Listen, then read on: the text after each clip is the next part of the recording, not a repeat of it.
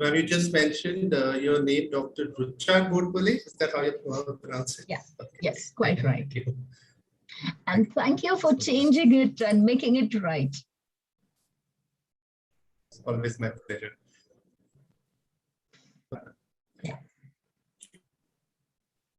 Good afternoon, everyone.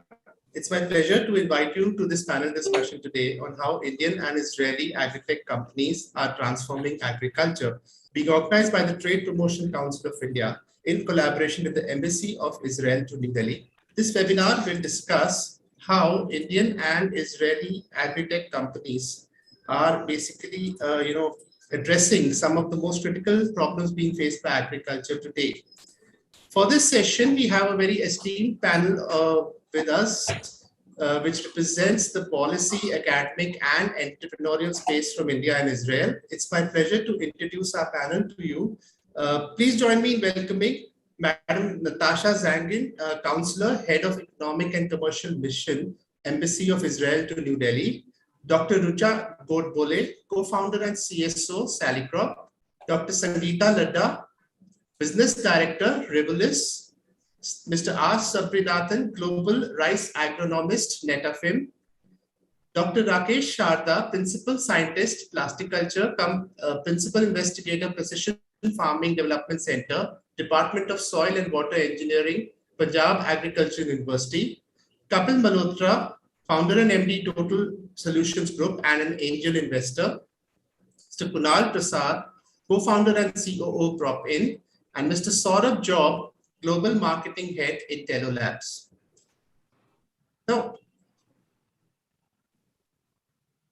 India and Israel are both home to highly dynamic and progressive startup ecosystems that are churning out several disruptive tech innovations and business models across sectors. Israel has the largest concentration of high-tech companies in the world, apart from Silicon Valley. It has over 250 R&D centers as well as incubators, accelerator programs, and co-working spaces operating in a highly concentrated ecosystem. Furthermore, Israel has over 6,000 active startups and a strong entrepreneurial culture, which has given it the well-earned moniker of the startup nation. It is the world leader in terms of number of startups per capita, with 2,000 startups founded in the past decade. Correspondingly, India's startup ecosystem is creating benchmarks of its own from a global standpoint to understand the extent of where it has reached and the maturity that it has acquired. The startup ecosystem in the world today, when it comes to numbers, more than 5,694 active investors and over 38,000 startups as per a recent report. Between January to April 2021, the ecosystem generated 9 unicorns, which is notable because it is supposed to add over the past 6 years, according to Inc. 42. At this pace, the country is expected to be home to at least 100 unicorns by 2025, and 2021 has also seen a record in the funding generated. Indian startups raised US $10.8 billion in funding during H1 2021, growing by 2.1x on a YOY basis, and the pace is expected to accelerate further. But moving beyond these heady numbers, we now understand, basis our experience of startups over the past 2 decades, that they are vital for the positive disruption that they cause across sectors, bring new ideas, unleash a culture of innovation that spans across the economy, catalyze growth, boost employment, and create unprecedented value. Especially for developing economies, they promise not just a shot in the arm for GDP growth, but also pathways to make this growth both inclusive and sustainable. And sustainability, coming to sustainability, this brings us to the sector that is the focus of our discussion today. Agriculture is unsurprisingly a critical area of attention globally, but of special relevance to India, because India is a country that has several agroclimatic zones and a large and diverse agricultural production base, which makes it one of the leading producers of various agricultural commodities. India's agriculture sector accounts for about 15.9% of the country's economy and 49% of employment as per 2018-19 data. The government has set ambitious targets to double the income of farmers and also to take agriculture exports to US $60 billion. And recognizing the critical role that it plays when from here we want to take India to a US $5 trillion economy. The role of agriculture as a critical driver of employment today cannot be overestimated because manufacturing may not be able to take up that role to the extent that was once expected by policy planners. However, again, on the other hand, it is well recognized that agriculture faces numerous challenges today from farm to fork, raising questions of its long-term sustainability to feed the growing population. As mentioned by Professor Ramesh Chand, member Niti Aayog during his address at the annual conference of the Indian Economic Association in 2019, agriculture is at the nexus of three of the greatest challenges of the 21st century. What are these? Sustaining food and nutrition security, adaptation and mitigation of climate change, and sustainable use of critical resources such as water, energy, and land. Coming briefly to the government's focus under Green Revolution 2.0, which speaks of having transformational as opposed to incremental change, the following areas are being talked about when it comes to transforming agriculture. Enhance the productivity, especially of small and marginal farms, adoption of modern agricultural practices, optimal use of inputs, choice of the right crops through macro and micro level planning, availability of near real-time information on prices and markets, enhanced efficiencies in the post-harvest operations like storage, logistics, and food processing, affording the farmer a greater role and share in the value chain. Can farmers, for instance, become food processors? Diversification in the cropping patterns, addressing issues related to information asymmetry across the entire agricultural cycle, which I believe during our discussions with other stakeholders, we have found is a very critical issue that a commodity in one state is unable to reach the other state because of the information asymmetry, the demand supply matching is very weak. Within the agritech space, now companies from both India and Israel are playing a pivotal role in addressing some of these most pressing challenges like productivity, supply chain, weather, financing, irrigation distribution, agronomy, marketing, etc. To discuss these exciting ideas and also how the synergy of enterprise at the farm and at the lab could work out to provide some of the solutions that the agriculture sector most urgently needs, we will now come to our panel. And first of all, I would like to request Madam Natasha Zangin, Counsellor, Head of Economic and Commercial Mission, Embassy of Israel to New Delhi, to give her opening remarks on this topic. Over to you, ma'am. Thank you so much, Virat. Thank you for a wonderful intro. I think you covered it all. We can wrap up here with all the figures. But no, seriously, thank you for a wonderful intro, and thank you everyone for joining us. I think, I don't know how many of you are aware, but Israel and India are going to celebrate their 30 years of diplomatic relations this year. And the economic mission here in New Delhi has been established almost 30 years ago, so it's quite exciting for us.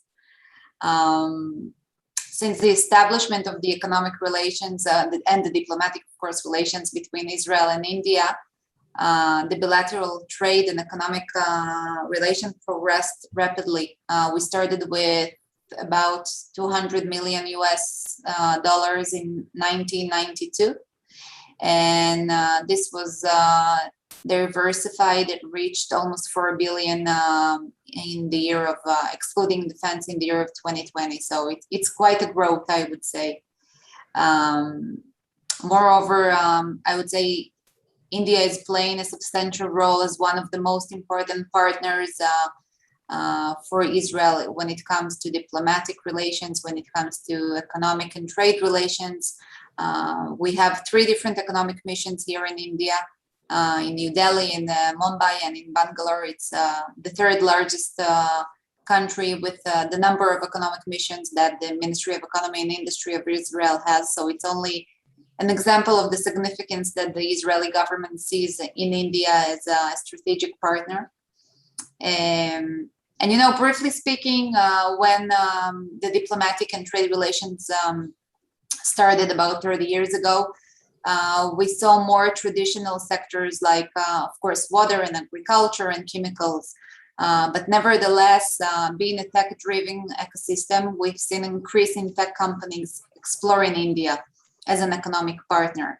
So even though the trade, I would say, is dominated mainly by diamonds and chemicals, fertilizers, etc., we've seen and witnessed an increase in trade in areas such as electronic machinery and high-tech products. Technologies incorporated and used in the agriculture sector are obviously being one example of this. So you can see it from irrigation equipment to genetically improved seeds and up to AI technologies for crop monitoring to increase productivity and yield, etc. You know, I don't know, many times when people speak about Israel, we refer to it as a nation of innovation, startup hub, etc. But at the end of the day, the population of Israel is smaller than New Delhi, right? We're speaking about a very small country where the majority of it, more than 50%, is actually desert land. So for us, being able to use this desert and still become, I would say, or investing in leading technologies for agriculture sector and growing mangoes, bananas, avocados, flowers in the desert, and being able to export that using the technologies Israel had to invent in order to be able to grow these yields in the desert land. That's of course a big pride for us, and it's also a big pride to collaborate on these technologies with India, of course, where in India, you know, I don't need to tell you, the agricultural sector, one of the largest ones in terms of employment and being such a huge agricultural country. So for us at the Economic and Commercial Mission, it's our goal and it's our aim to make sure that we bring the potential to the fullest when it comes to economic cooperation and trade relations in different sectors, agriculture being, of course, one of them, and making sure that we find the mutual grounds and interests of both Israeli companies and Indian companies in partnerships in incorporating these technologies in India, etc. So we're trying to facilitate the intros and to find the opportunities for both sides to collaborate on the same. And I do hope that, you know, this seminar and this roundtable is only one among many others opportunities where we can bring from, you know, people from both sides, from both countries, to come and speak about the collaboration and the technologies and how can both sides contribute to each other on the agricultural sector at this time. So I do hope and wish for a fruitful event for everyone. Thank you. Thank you, ma'am. And you talked about collaboration between the two countries. This webinar we envisage as an important step in that direction. Now, I'd like to come to Dr. Rakesh Sharda. Sir, could you please tell us about your view on the key issues which Indian agriculture faces today, the role of innovation and startups in this, and also what the role the government can or is playing in this regard? Thanks, Virat. And of course, good afternoon, everyone. And on the onset, I would like to thank the organizers for inviting me on this platform. And of course, as Natasha has said, we are having a strong relationship with Israel, particularly in the field of agriculture. I am co-principal investigator in one of the Indo-Israel Center of Excellence on use of brackish water in our university. And of course, we are doing a couple of more Center of Excellences in Punjab, that is on citrus fruits as well as vegetables. And of course, we are learning a lot from Israeli experience. And of course, India, with almost 118.7 million farmers, accounts for more than half of its population. And it depends on agriculture as its primary source of income. However, the use of technology in the agriculture industry has been limited in India. till date. Of course, it is picking up. And as a result, the agriculture industry in India contributes merely 17 to 18% to its GDP. But this, of course, increased to 20% during the pandemic. Maybe the sluggish growth, maybe due to sluggish growth of other sectors. Then, of course, the total operational area or agricultural area has decreased from 159.59 million hectares to around 157.82 million hectares. And the major reason for sometimes we say that low profits could be the very low, very less operational holdings. We have almost 66% holdings less than 4 hectares, and of course under medium and large category is only 31%. And the average size of the operation holdings as per the census, last agriculture census in 2015-16, it is also decreasing. It has decreased to 1.08 hectare from 1.15 hectare a decade ago. It means any technology that is developed must target the majority agrarian community having land holding less than 2 hectares. In India, agriculture growth has a strong multiplier effect, as agriculture is still the major source of livelihood. And many models show that the modest incremental growth of 3% in agriculture will lead to another 2.6% growth of manufacturing, raising the overall GDP growth by 1.7%. The challenge lies in producing more under the conditions of diminishing per capita arable land and irrigation water resources, as well as expanding biotic and abiotic stresses. And of course, there are other problems also. There's a lot of ground to be covered in production and marketing. Farmers are still irrigating with the obsolete flood irrigation systems. Almost 4 times the volume of water required is applied. The average rate of application of fertilizers is quite high as compared to other world standards. And of course, it results in excessive vegetative growth and increased cost of production. Digitized markets are in nascent stage in public and private sectors. And though platforms like eNAM and NEML have become operational, digitized access to these market sources is yet to take root.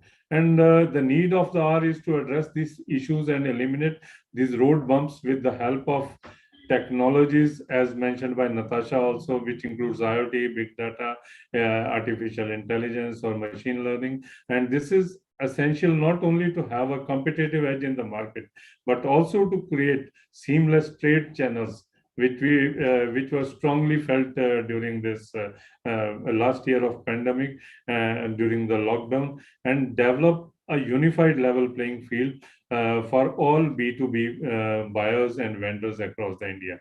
In theory, technology can reduce transaction costs, help overcome information asymmetries, and improve product targeting for financial service providers. In practice, rural India is not equipped enough with access to the internet and smartphones. And even during the 75th round of National Sample Survey, just 14.9% rural households had access to internet against 42% in the urban areas. And the gap in access, digital literacy level and usage, which can be jointly called the digital divide is still enormous in rural India, and we have to improve on this also, and then only we can say, okay, agritech will play a major role. And of course, further, the regional disparity in the ability to access the internet and operate computers within rural India ranges from around 5.9% in Odisha to 9.9% in Telangana to 39.4% in Punjab and almost 46.9% in and of course, this digital device is also highly skewed within a state as well. While the peri-urban farmers in the plains are quickly gaining access to digital technology and applying it in day-to-day agriculture. Farmers in tribal areas and remote villages are still digitally marginalized, and there is a need to digitally mainstream them. The affordability of the digital technology is also a point of debate. A majority of the small and marginal farmers still find it out of their reach due to the cost factor. Farmer producer, of course, FPOs, which are coming in a big way, can become harbingers of digital architecture, and if provided with right support systems, and of course this is being done by the at the government level. And of course, the need of there is another thing. We must know the resources we are using, the natural resources. What is the status of our natural resources, particularly the water? Digitized groundwater mapping can help farmers avoid huge losses in sinking unproductive bore wells. Artificial intelligence is to be applied to forecast pest resurgence, season-specific pest-based control measures, and of course, natural pest management practices. The digital technology can empower farmers access livestock asset protection services also. In the last couple of years, India has seen a rise in number of agritech startups that are not only making technology more accessible, but also helping the farmers to improve their lives.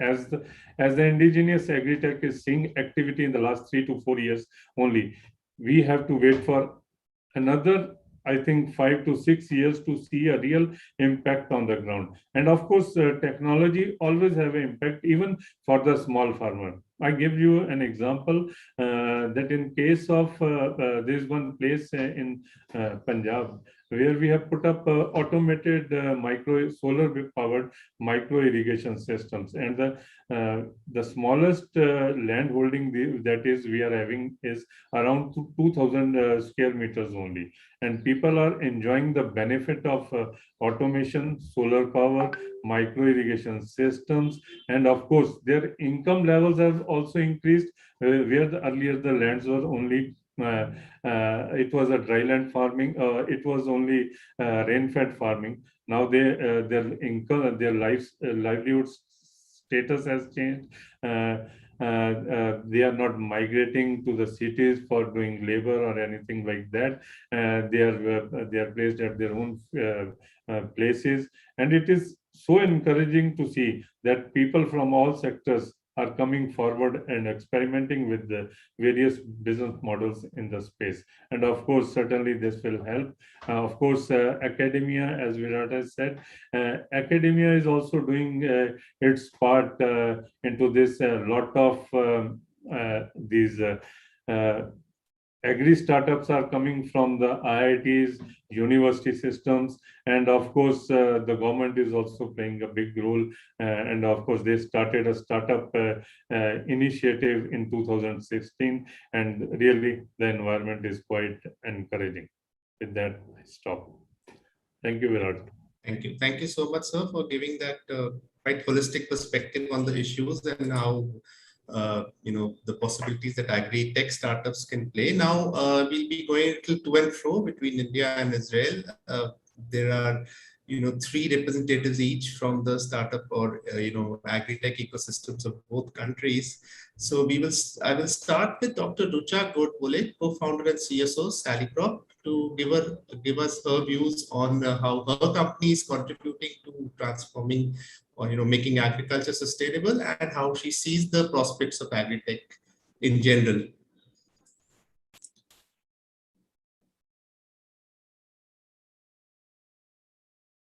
Ma'am, you're on mute, please. Okay. Oh, that's one. So, Namaste. Thank you, TPCI and the Israeli Embassy to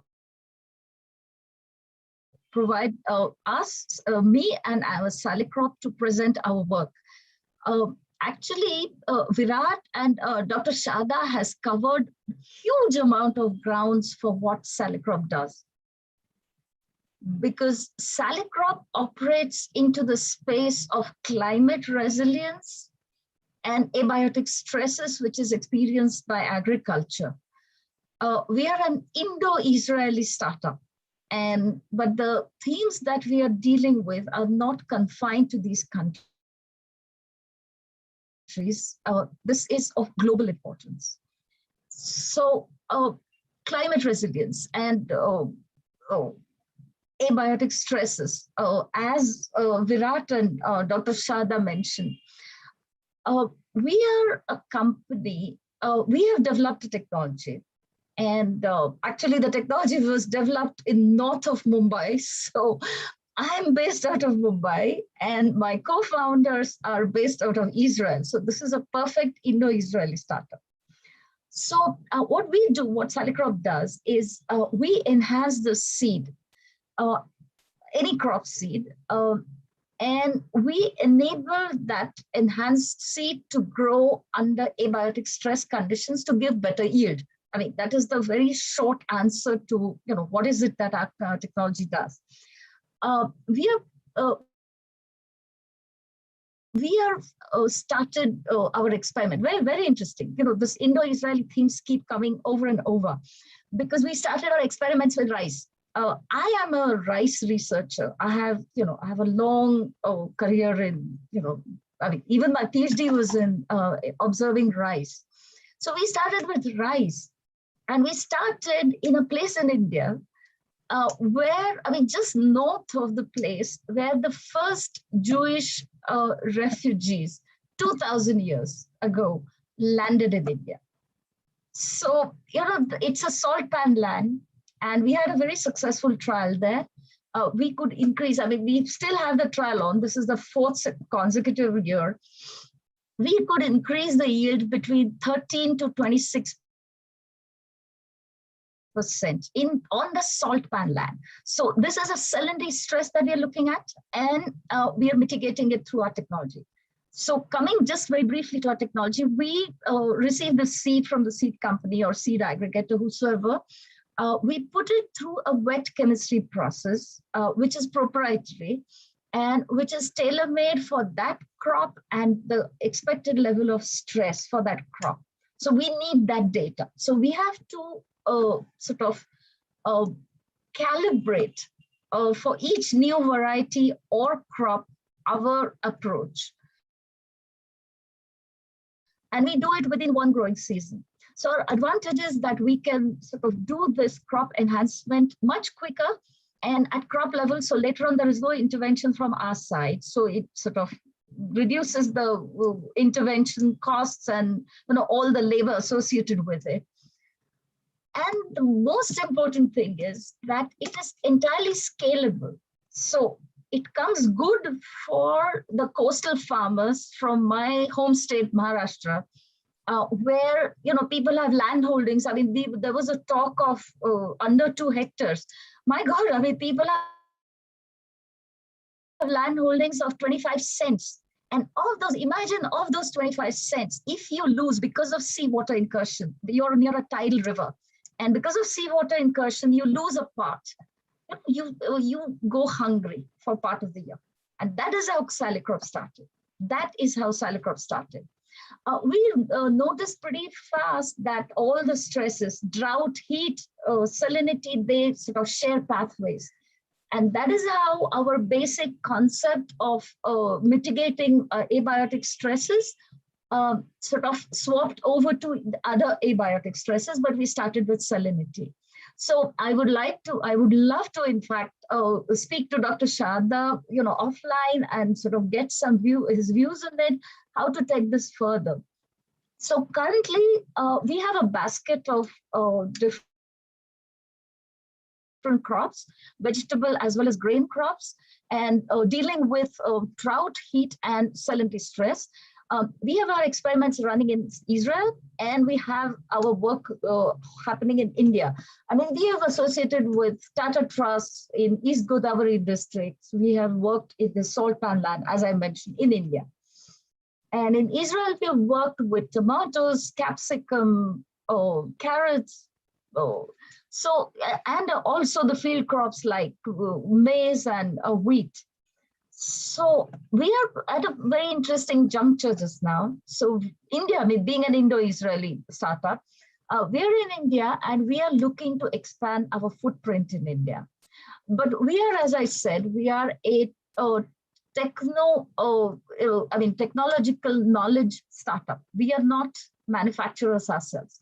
So what we want to do in India is to work with people who will sort of further this technology and sort of cooperate with us, collaborate with us, and take this further. And I hope that I've been in a position to give you a rough idea, and I would love to answer any further questions that you might have about it. Thank you.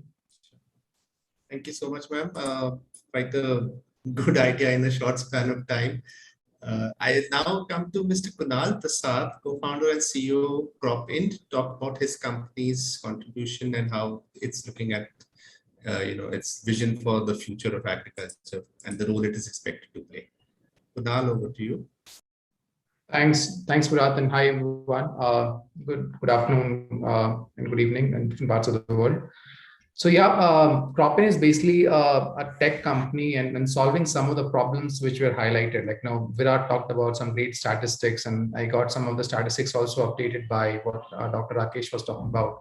So here, India is a big nation, and it's not only about India. Globally, we are having 570 million farmers, and many of them are smallholder farmers, almost 85 to 90%. And the challenges that we see across the smallholder farmers are very different. So what we realize is that technology is the only way through which, and digital technology is only one of the fundamental ways through which we can stay connected to all of these smallholder farmers and give them all the knowledge and insights through which he can prosper. And that's basically the reason of CropInd being existent in 50 plus countries right now. We have built a full stack agtech platform. We've started back in 2010. And as we started investing our time, effort, energy into agriculture, we realized that solving a part of the problem is not solving the entire problem for the farmer, right? If you help him produce better, we started off with a farm management complete end to end, from farm to procurement. But as we brought in the knowledge, through a digital intervention, knowing about the location of the farmer, digitally capturing the crop they are growing, giving them advices on climate smart practices. We also talked about the disease early warning system. So all of these things are basically helping the farmers to get in the right quality and the right optimum produce coming from that farm. And this is one of the flagship product that we have as called a smart farm, which helps you to digitize and manage your entire production process.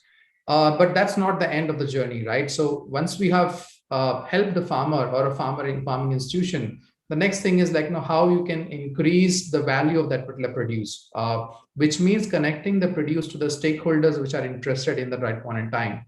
And in this current world, everyone is talking about safe, traceable, sustainably grown produce coming to the plates that they're consuming. And that's the role of the technology, a technology which can aggregate produce coming from different sets of farmers, disaggregate again, depending on the quality and the methods of production, and then bringing it to your production centers, packaging it, supplying it to the end customer. So farm production system integrated to a complete smart supply chain solution then becomes an integrated part of that.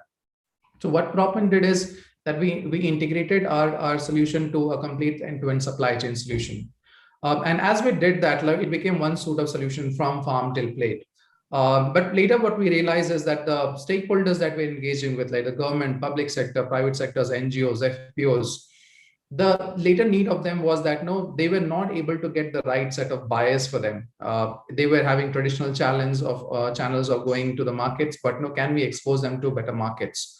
And that's where we brought in an information system, information dissemination system on a market access platform through which players could actually showcase the producers can showcase their produce in the form of consortiums as agripreneurs or as FPOs or as institutions where you can then connect them to markets. And that has actually resulted in a complete digital ecosystem where we are producing, we are helping them to manage the supply chain, and then we're also getting them access to market, a market which could then be seeing the quality and the standards which has been practiced with a QR code which is sitting on each and every single produce. So this is the end-to-end farm digitization solution that we brought in. And as you implement these solutions in different programs, like for us in CropInd, we have implemented more than 250 different programs in different parts of the world, including India, Southeast Asia, Africa, Latin America, and all.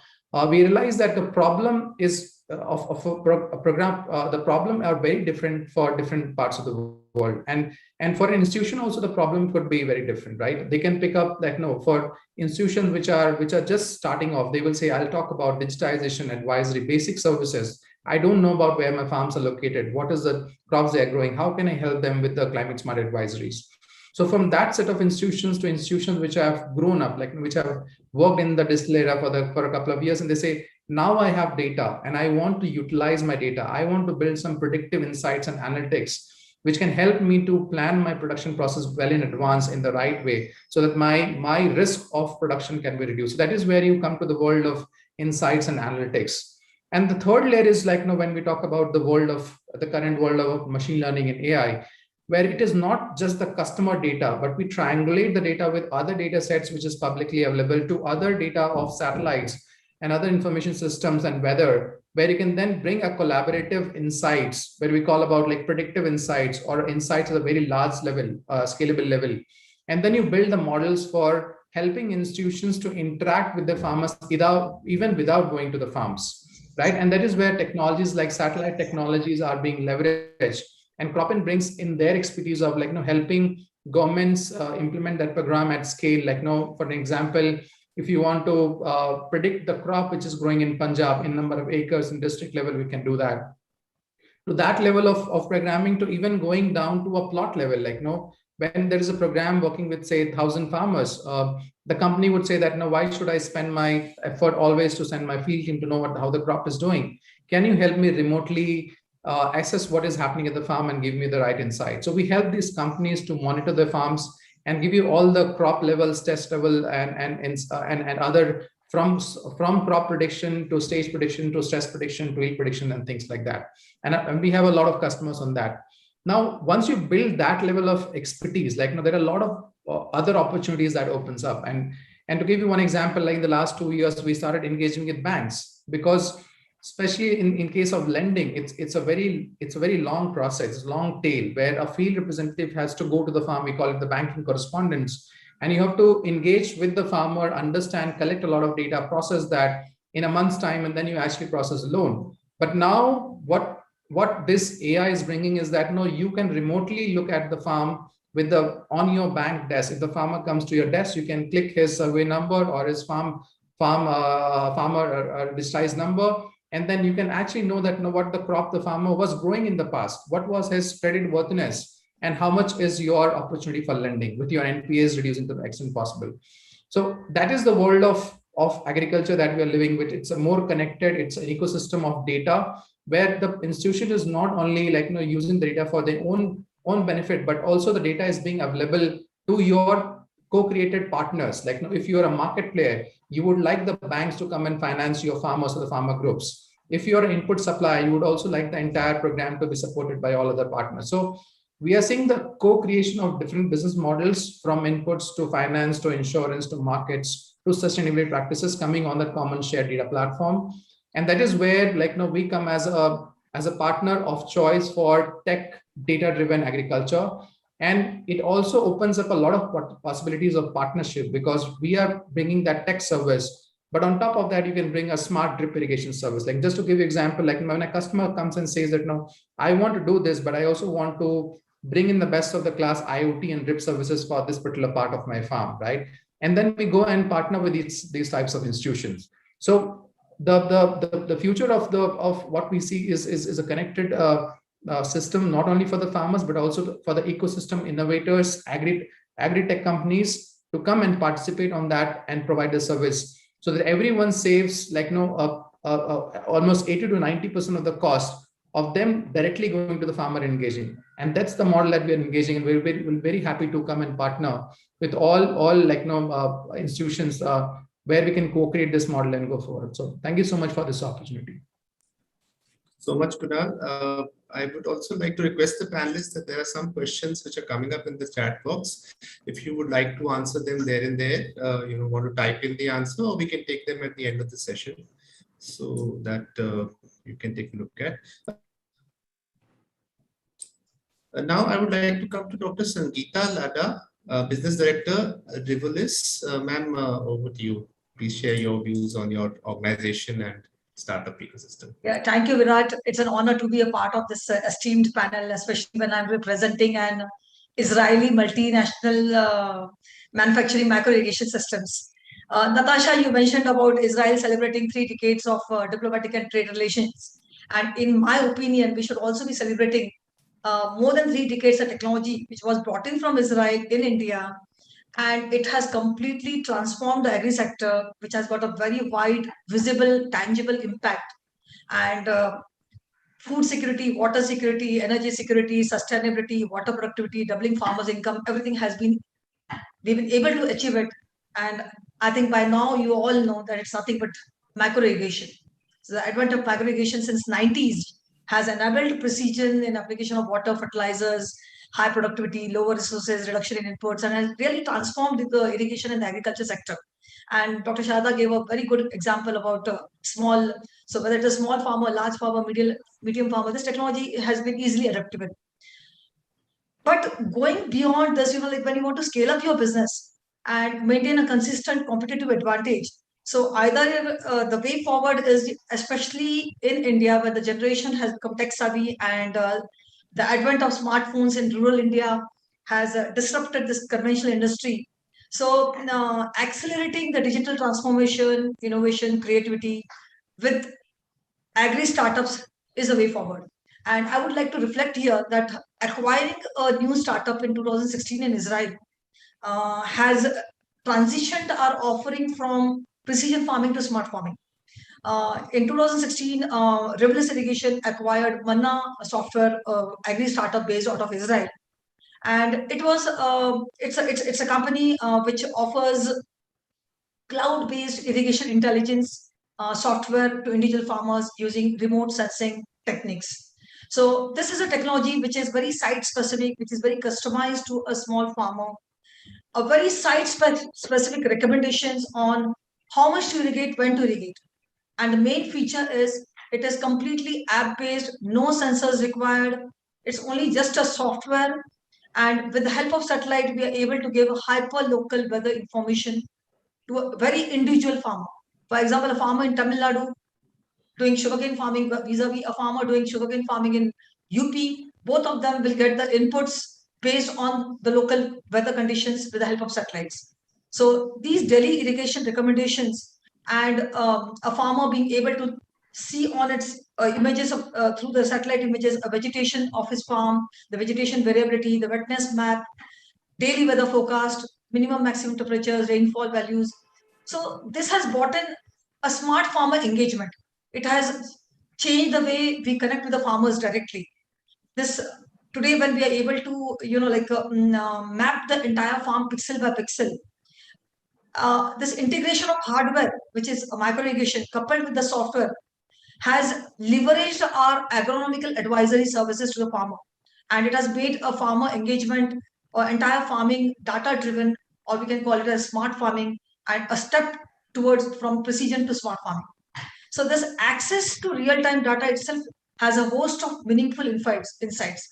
Means it not only leads to reduction in cost of inputs, operation, traceability, and revenue and all, but these dynamic decisions are very important for a farmer for production-related decisions, and which in turn has a visible improvement in the farmer's income. I think since Ruchi also mentioned about abiotic stress and software which she's dealing into, I think these inter-organizational collaboration between all of us is something which is needed at this moment to create impact, because our customer is the same, it's the farmer. And creating impact with digital transformation, giving solutions which respond to changes in these market trends. In fact, the power of data-driven decision making has an impact on top and bottom lines. It has been recognized by the industry, and we all need to collaborate with each other, is what I feel, which I strongly feel. And Dr. Sharda, you mentioned about the project which you are handling in Punjab on the rise. So today, when and also Kunal mentioned about automation in micro irrigation systems. So we are able to maintain these competitive advantages, take the farmers from the traditional farming.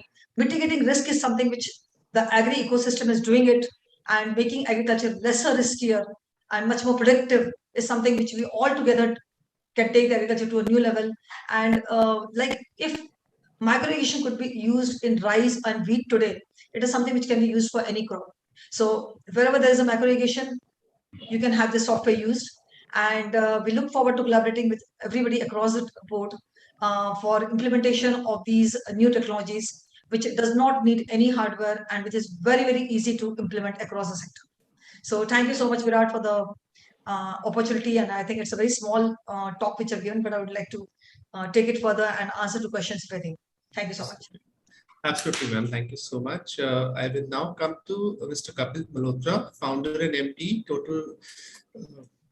Total Solutions Group, and he's also an angel investor who has invested in some very interesting startups, which I'm sure he would like to talk about today.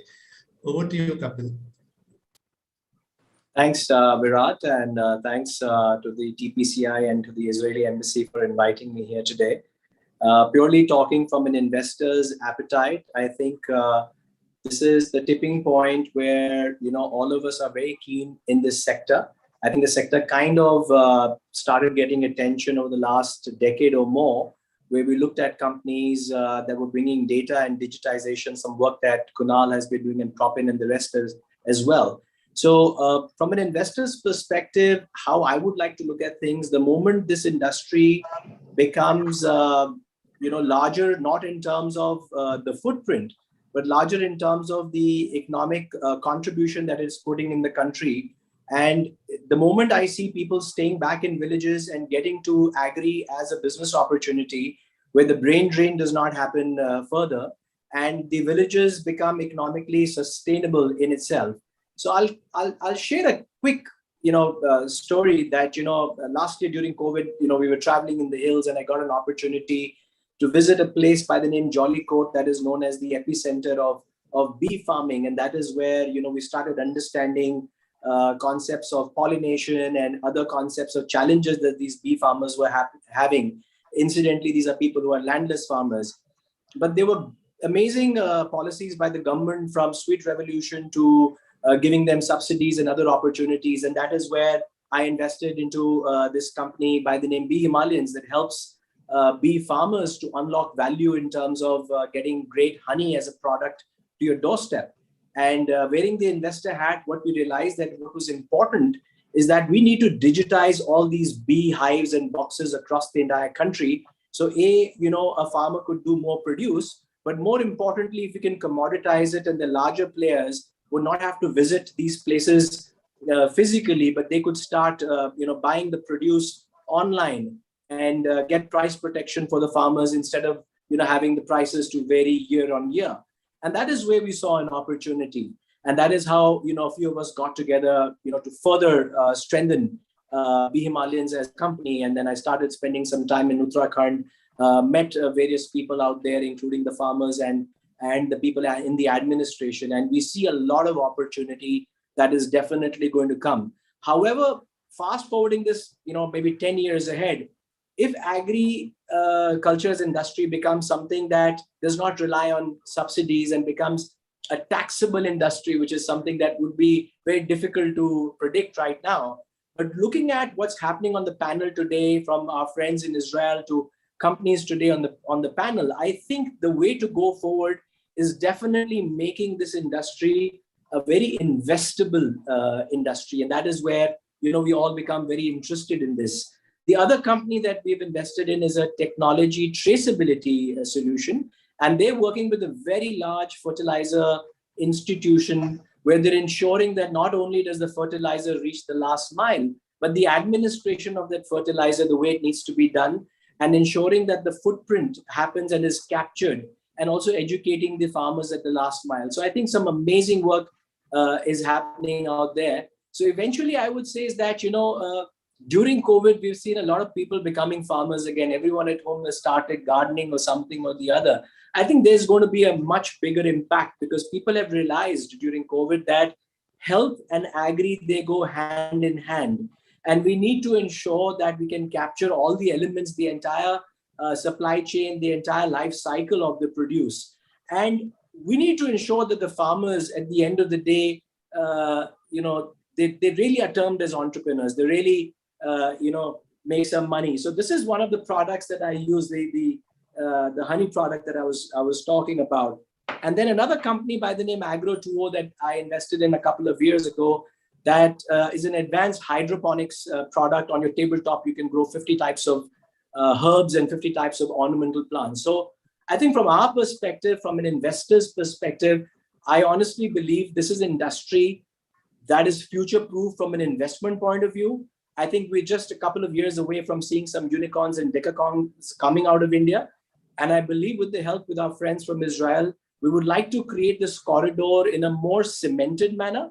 And I would be more than happy to kind of connect the dots between startups from India and startups from Israel to make an impact in this space. And Virat, thank you very much for having me here today. Thank you, Kapil. That's very encouraging to see that you envision a very investable and future where we could have some unicorns from agritech that would really be revolutionary for agriculture. I would now come to Mr. R. Sabrinathan, Global Rice Agronomist, Netafim. Mr. Sabrinathan, are you there?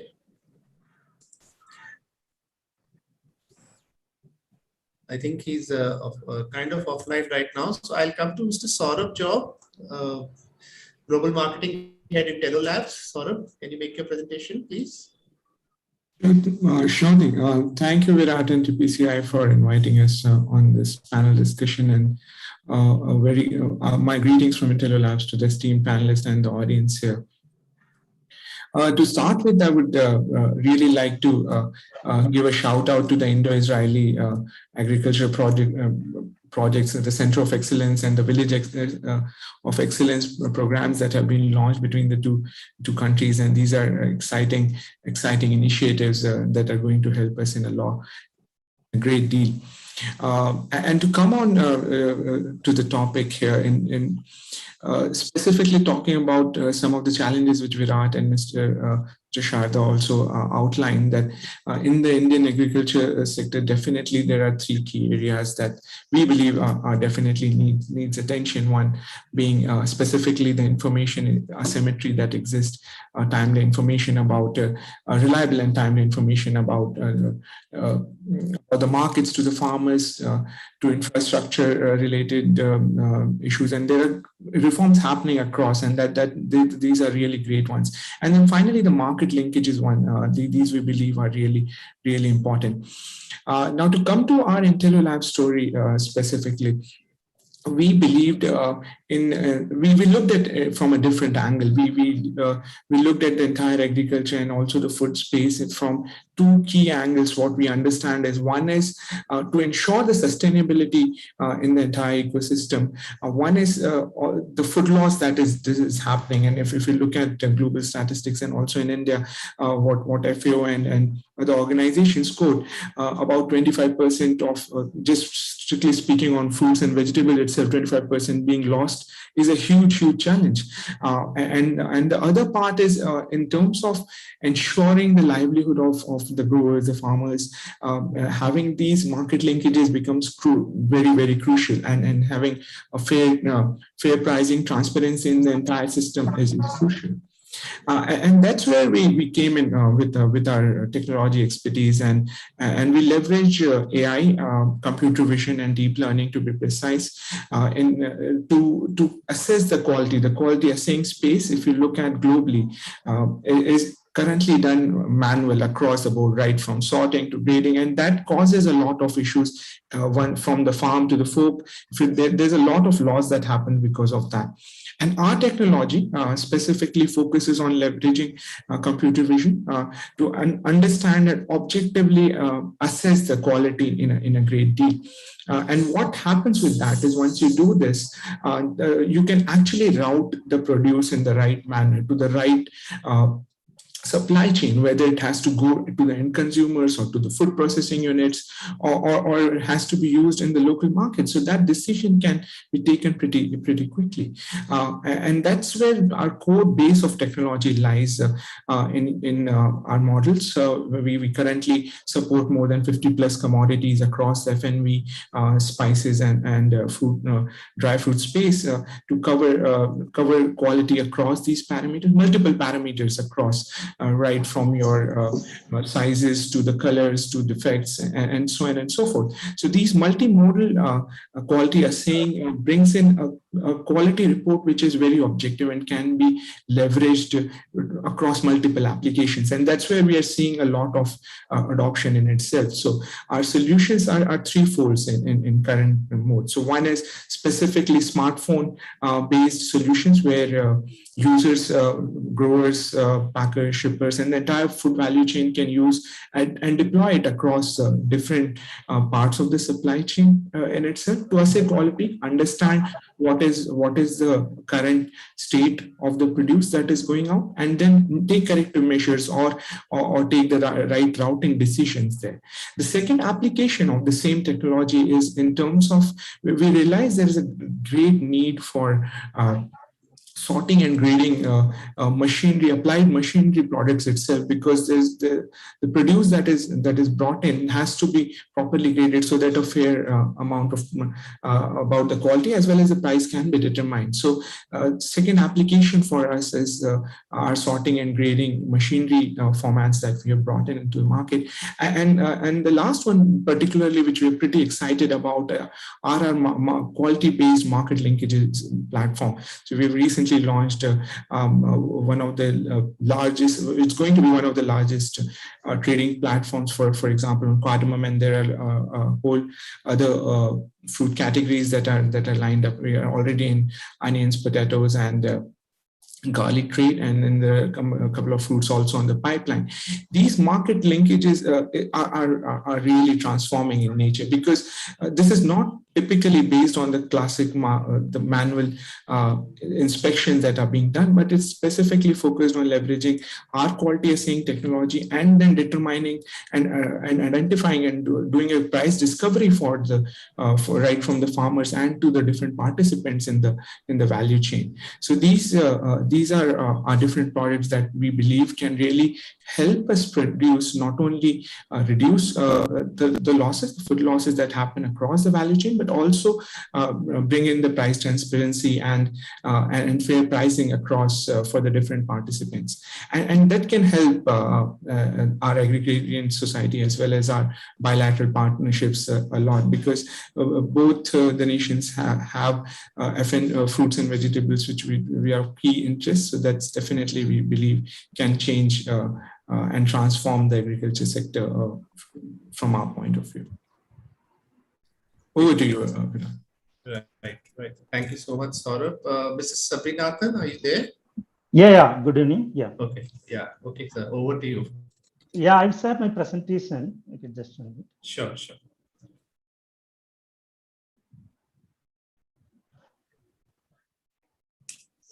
Are you seeing my screen? Yes, absolutely. Yeah. Just. Good evening. Today I'm going to discuss about rice with the drip irrigation system, importance of drip irrigation system to sustainable rice production. You know very well, Netafim, almost we are giving our total micro irrigation solution to all crops. Regarding rice, for the past 13 to 15 years, we have conducted a lot of experiments. Now we are starting drip irrigation system to rice crop also. So first we have to go new way of rice cultivation. So you know very well, in India, almost 30% of the irrigated area contribution by rice only. So if you take that water utilization, so almost every year we are using 221 billion cubic meter of water for rice cultivation. So if you focus on micro level, so unlike other crops for rice cultivation, without crop itself, we are spending more amount of water. So that is almost 12 lakh liter per acre. So since we are maintaining stagnating water, so that seepage and circulation losses also very high. So total put together by calculation per acre, that water wastage it will be 34 to 40 lakh liter per acre. So So from the farmer's point of view, why we have to go new way of rice cultivation? First, we have to minimize the water wastage. So it is very hard work. The puddling operation, that labor cost, inputs cost is very high. So we need to minimize the cost of production. That fourth one is very, very important one. Since we are maintaining stagnated water, so methane gas emission is very high. So that is one of the main environmental position from the rice field side. So that final one. So if you go rice cultivation, definitely it should be flat land. So it is not possible with undulating field. So that's why we are thinking for the drip irrigation system. These are all the main disadvantages. So 35 to 40% of the irrigation water from the well we are using for rice. Methane gas emission contribution is almost 10% from the paddy field. So the economical point of view, for land leveling itself, cost will be very high. Production cost will be very high now in India because of lager and high inputs cost. So rotation crops, since they are maintaining that traditional rotation crops, so income is also very, very less. So for the past 15 years, we have conducted a lot of experiments. This is the result. If we go drip irrigation system, so we are not only minimizing the cost of production, so we can minimize the methane gas emission up to 0%. So that is the first one. Second, arsenic in India, it is not up to that level, but in Italy and other countries, it is one of the main menace, heavy metal. But water consumption, almost we can minimize 70%. So if you calculate totally regarding that wastage by field preparation, seepage and percolation, that is almost 70%. So then finally the yield increment, yes, of course, the yield increment also is there. It will be up to 30 to 50%, but it will be varying as per the varieties and also hybrids. So this is our focus in India. Every year we are doing minimum 75 to 100 hectares, mainly in South India. From this year onwards, we are starting our drip irrigation activities in North India, mainly for the basmati rice. So we are alliance with the startup companies like mechanization companies, seed drills, even that pesticides companies, that and also. So we are alliance with them. So we are working on this. So what is the main advantages? This is our main findings. So potential water saving is there. So high fertilizer and labor use efficiency. Important point, multiple cropping is possible. So normally they used to cultivate only one crop, rice only is there. After that, rice wheat will be there. But if you go drip irrigation system, after rice, you may cultivate any type of cash value crops. That is one of the main advantages. So definitely it will increase the income of the farmers. So mechanization and also with AI, automation is possible, even in rice field also. So methane gas emission, of course, it will be 0 to 30% only is there. 70% reduction will be there. So finally, ultimately, yield increment will be 70. Apart from yield, even the quality also very, very high under drip irrigation system. So this is our recommendation. If you go drip irrigation system, this should be like this. So the drip line spacing, that our whatever they are doing for the vegetable crops, they have to do like this only. That spacing is 0.9 to 1.2 meter. So this is our recommended planting configuration for rice cultivation. So each drip line should cover 4 to 5 rows of the crop. It will be varying as per the drip line spacing. So even that planting method also already we have fine-tuned. So normally our recommendation is only direct seeding. Whatever in Punjab and Haryana, they are going for the direct seeding. That will be well and good. Even in other states also, all the farmers, they are focusing only direct seeding because of that labor cost. So if you go the direct seeding with the drip irrigation system, almost 40 to 50%, we can minimize the cost of production. This is one of the main advantages. Since this is the startup stage, so even the transplanting farmers also, we are encouraging to go for the rice with the drip irrigation system. So even with the drip irrigation itself, you can moisten your soil for the transplanting the nurseries. So this is the comparative advantages of the drip versus flood irrigation system. So I want to show you only one important advantages. So that virtual water value. So for producing 1 kg of rice, so that by flood irrigation system, we are spending 4,000 to 5,000 liters of water, but by drip irrigation system, it would be 1,400 to 1,800 liters. That's all. Even if to long duration also, maximum up to 2,000 liter only. So fertilizer saving is there, since we are giving fertilizer directly to the root zone of the crop. Fertilizer use efficiency is very good. So you can minimize your fertilizer application up to 30% level by drip irrigation system. So this is at that normal, very well. Normally we used to do the drip irrigation system for only groundwater, but in India, almost majority of the surface water is being utilized for the rice cultivation. So Netafim, for the past 5 years, we are focusing surface water also for drip irrigation system as a community irrigation model. So already in South India, we did a lot of projects. Even Maharashtra, small community irrigations already we started. So if you go drip irrigation system as a community irrigation to rice crop, so by using 1 TMC of the water, almost you can extend the area up to 50%. This is our calculation. With 1 TMC, it is possible to go by drip irrigation system, it is 1,800, but by drip irrigation system, it is possible up to 3,800 hectares. So this is our first farmers by drip irrigation system. He got very excellent result up to 13 to 14 tons per hectare. So he changed the cropping system also. So normally he used to go with the rice pulses. By the drip irrigation system, he changed the cropping system to rice, maize, and onion. So he got very excellent income also.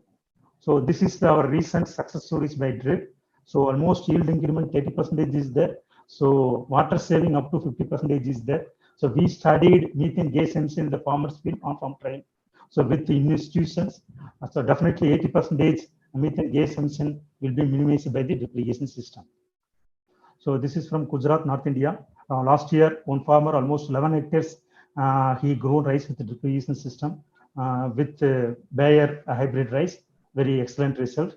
So this is our one of the calculation. If you change at least 20% of the rice areas to drip irrigation system, this will be the impact. So water saving is 31.25 billion cubic meter.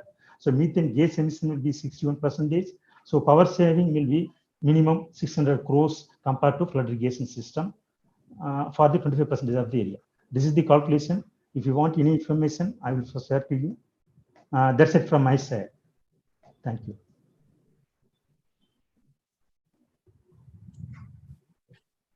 Over to you. Yes, sir. Can you close the PPT, please? Just on that. Thank you so much, Mr. Sabrinathan, and thank you everyone for this very productive discussion. We'll just take some questions from the audience where one question is regarding, can Israel introduce the kibbutz system of farming and make it compulsory to India via the Ministry of Agriculture, the concept of one village, one farm? So anybody could give a view on how it could practically work in India, or is it workable?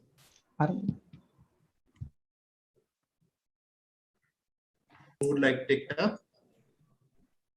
Virat, just would like to give you some information. In fact, Sure. In India, community drip irrigation systems are being taken up. There is a scheme of Har Khet Ko Pani, means every farm will get a water outlet, and along with that water outlet, drip irrigation to those outlets. So it becomes a community irrigation project wherein you lift water from the canals, allot outlets to every farm, and then those farms dovetail with macro irrigation.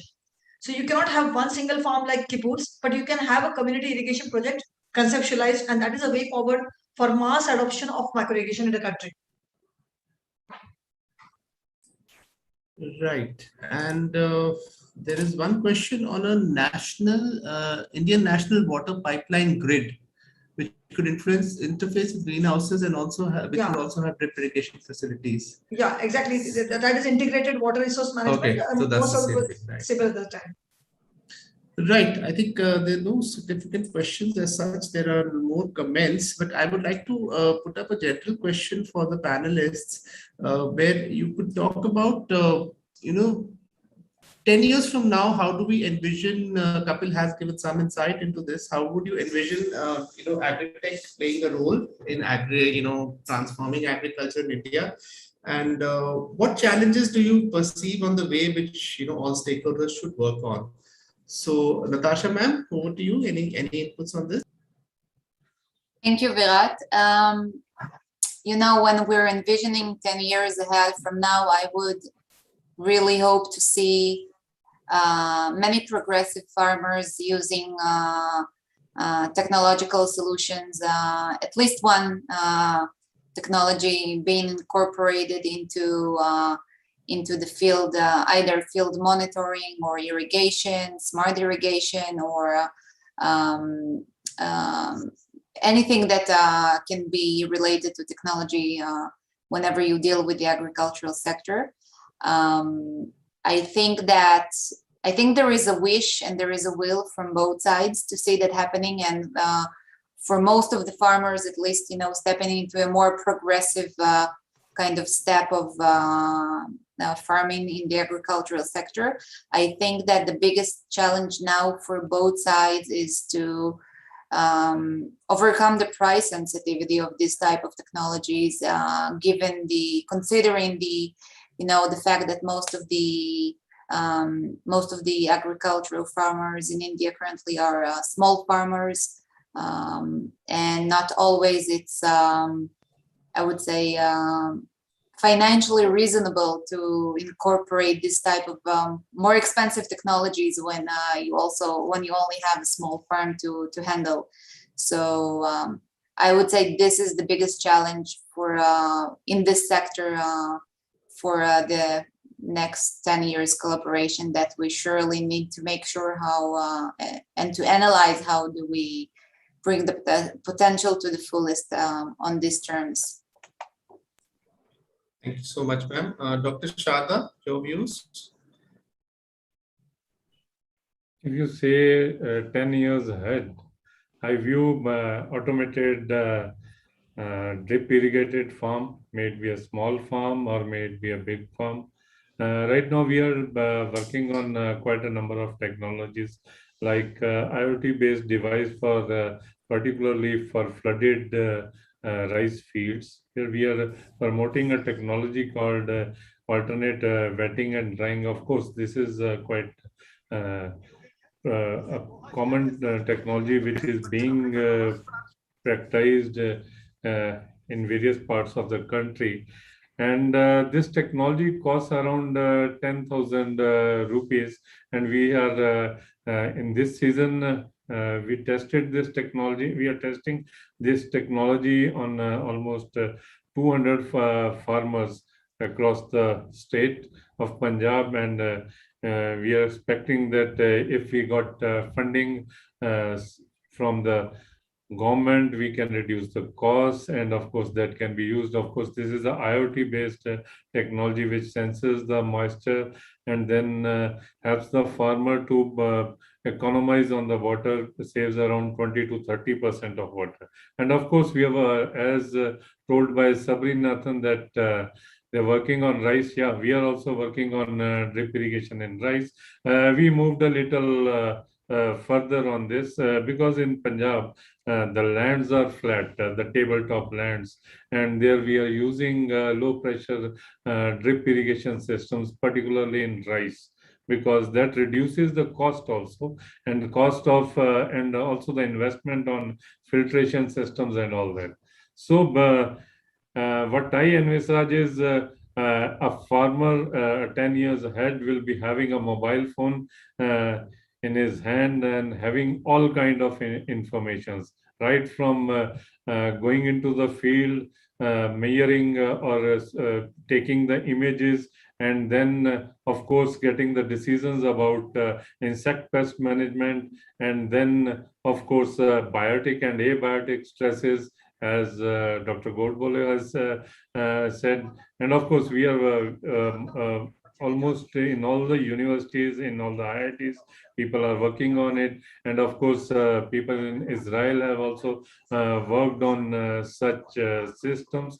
And I know a particular system where they are measuring the stress in the abiotic stresses in the corn by just filming, but just clicking an image from any type, any kind of mobile, and it goes back to the your servers, and then you can, from that database, you compare it and give decision to the farmer.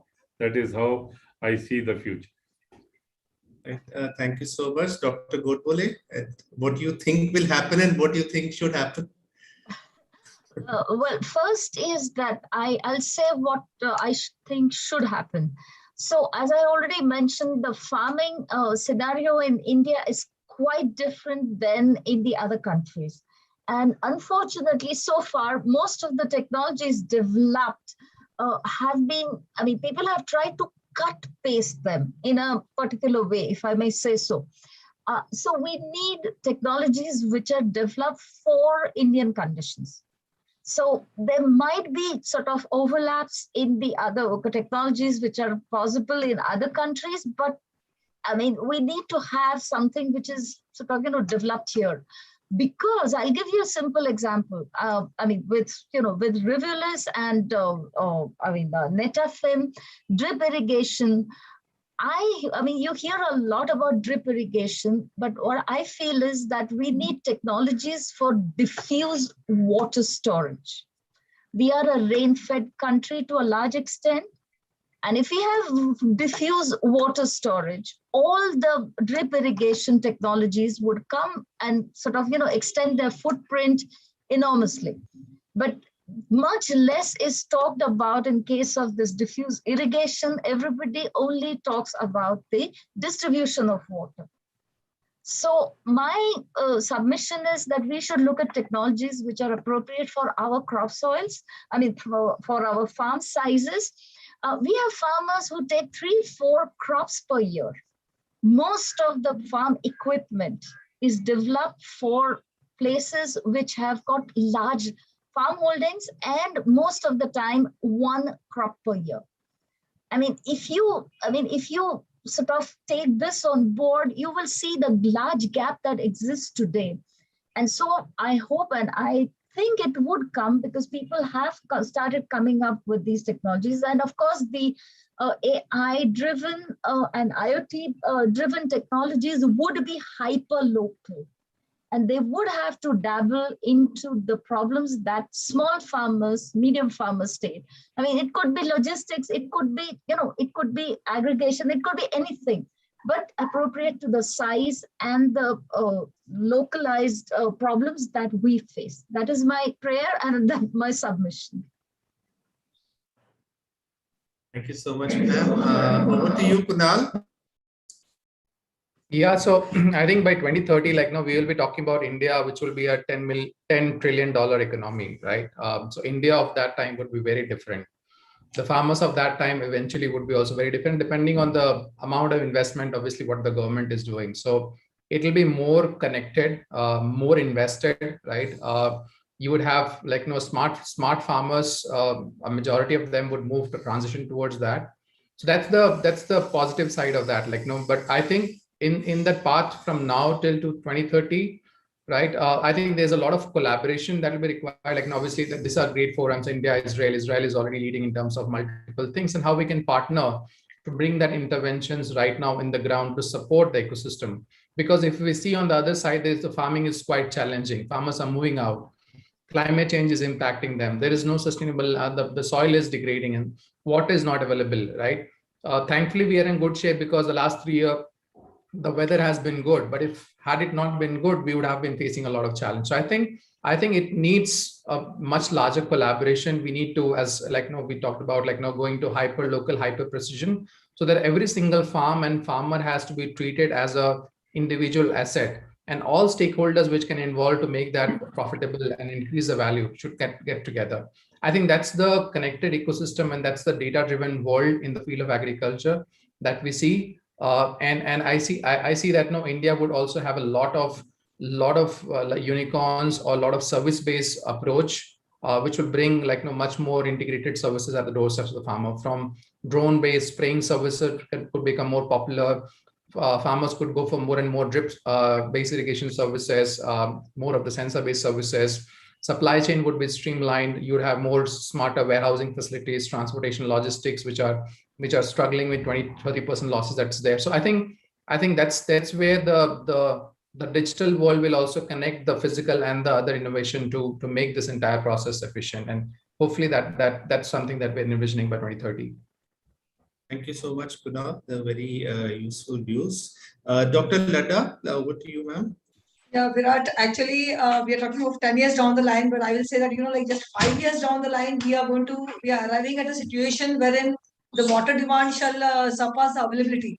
And we are facing a water apocalypse. And India being a country with using 90% of water in agriculture. So even if the basic hardware which is required, which makes a farmer tech savvy, a basic, even, like a micro irrigation for sugarcane farms, or for cotton, when we are exporting virtual water, even if you could arrest that, and have these sugarcane collaboration with the industry and all. And presently the coverage is hardly 15%. Can be taken to 50% at least, the basic hardware. That's what I look forward to, the micro irrigation coverage. Right. Thank you, ma'am. Amen to that. Kapil, also, I would like to ask you, some of the solutions you talked about, do you see scalability as a challenge, or do you think there are ways in which that can be managed? So, fundamentally, if you look at the agriculture sector, it is something that you can't do without. So scalability will have to be formed. Scalability will have to be innovated. For me, I think the critical part is that food security, food shortage, and we were talking about perishableness and wastage. I think these things need to move out. Now, how will they move out? By getting infrastructure, logistics, AI, and other elements that the startups will bring in. So I believe that these problems would get sorted out. So scalability in this sector, according to me, is a no-brainer. It should not be any issue. I mean, the total addressable market out here is immense. And that's why investors are looking at this sector very carefully. However, I think there's a behavioral change that needs to happen out here. Imagine in schools till class 6th or even later on, there's no understanding of agriculture. We just understood a little bit about how the food chain works and nothing more beyond that.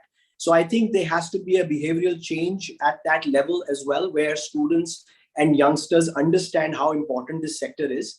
And I believe innovation will come. In India, being an agrarian economy, I think innovation has come very late. So it's time that now we need to move fast. And with the support of the government or without the support of the government, I think from an entrepreneurial perspective, if every farmer looks at it as a business model, which is scalable and sustainable, and looking at partnerships and collaborations coming forth, I think this will be an industry that everyone would want to be a part of. So 10 years down the line, my vote is a thumbs up. Thank you, Kapil. Great. Saurabh, over to you. What do you feel? You're on mute, Saurabh. I totally agree with the panelists here and second Kapil's thought there. We believe that down the line, in the subsequent years, we believe digitization would play a huge role in the entire thing, not only to provide and help farmers in terms of sustainability, but also in terms of reducing the wastage across the supply chain and preventing that. And that in itself would totally help us achieve, not only in India, but also across the world, move towards more closer towards the food self-sufficiency targets that we should be looking at. So that's something which would be my thoughts there. Thank you so much, Saurabh. Mr. Sabrinathan? Hello, Mr. Sabrinathan, are you there? Okay, I think he's offline for some reason. So I think we can close the session now. Just a second. Okay, so with that, that brings us to the end of this session. Thank you so much to our esteemed panelists for being a part of this. It's been an overload of knowledge and insights. It will take some time to take them all in, but it's been a privilege to be talking to all of you. And we look forward to such conversations and discussions on this very important topic. Thank you so much once again. Thank you, Virat. Thank you, everybody. Thank you, Virat. And thank you all for attending. Bye, everyone.